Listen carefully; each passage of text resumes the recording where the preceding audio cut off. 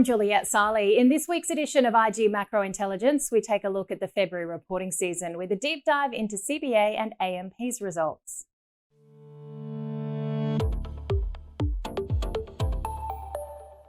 Australia's largest lender and largest listed ASX stocks, the Commonwealth Bank of Australia, beat the street with its first half profit and rewarded shareholders with a record interim of $2.25 per share.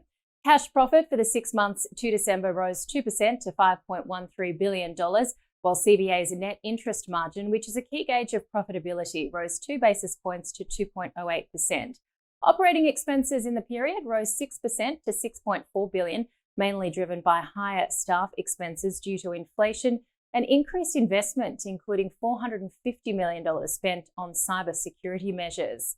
Shareholders will receive a fully franked interim dividend of $2.25, up 5% from a year ago, sending CBA shares to a record high after the result.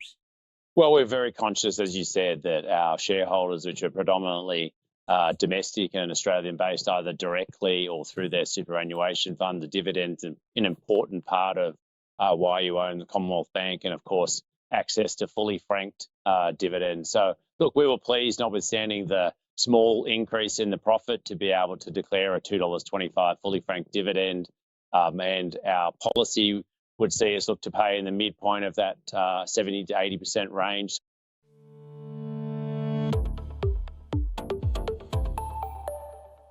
Heading the other way, AMP shares slumped after the financial services company saw its full-year profit almost halve.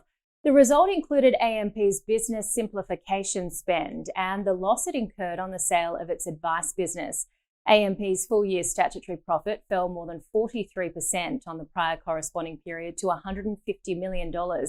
Underlying profit, though, rose 15% to $236 million, with Westpac's head of credit and ABS strategy, Brendan Cooper, calling this figure more representative of AMP's new structure. Total revenue was lower by 1.1% to $1.25 billion. A final dividend of 1 cent per share, franked at 20%, was declared, taking total full year 24 dividends to 3 cents per share.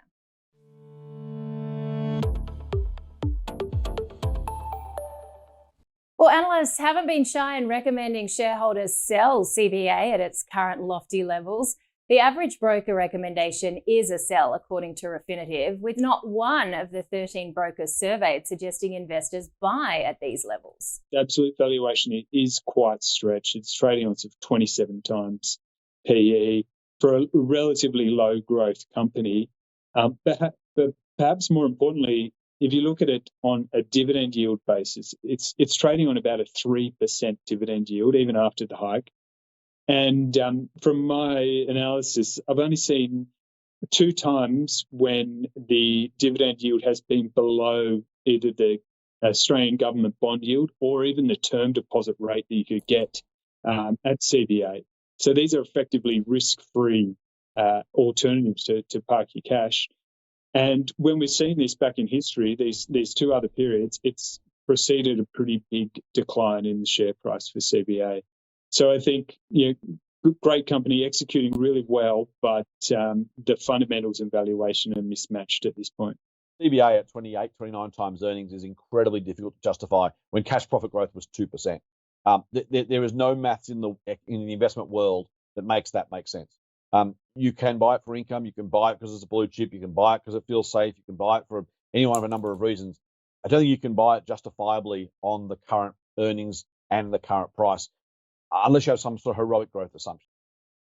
And the average target price on CBA is $109.45, suggesting the stock is overvalued by almost 34%. However, Morgan Stanley raised its price target by almost 7% to $127 per share, although it does remain underweight on the stock due to what it calls its elevated valuation. And Richard Hemming from Under the Radar told AusBiz he wouldn't be adding at these levels, but he also wouldn't sell CBA. Happy to hold. I'm happy to. But you're not going to be adding a whole lot. I'm just saying, I just look at it and think it's going to be very hard to make money from here, because your expected return declines when you're paying 16 times, when it's gone from paying 16 times earnings to 27 times earnings. So it's much harder to see myself making money. So where can I make money? So yeah, that's why I back off on my Meanwhile, the technical picture for AMP is mixed, looking at ASX Trade Watch data, which shows bullish signals amid the 20 and 200-day moving averages trending higher. The average price target on AMP is $1.47, with the average recommendation to hold, according to Refinitiv. But Morgan Stanley believes the pullback in AMP is overdone. The broker is overweight AMP with a price target of $1.76. And that is your IG Macro Intelligence for this week. We'll see you next week.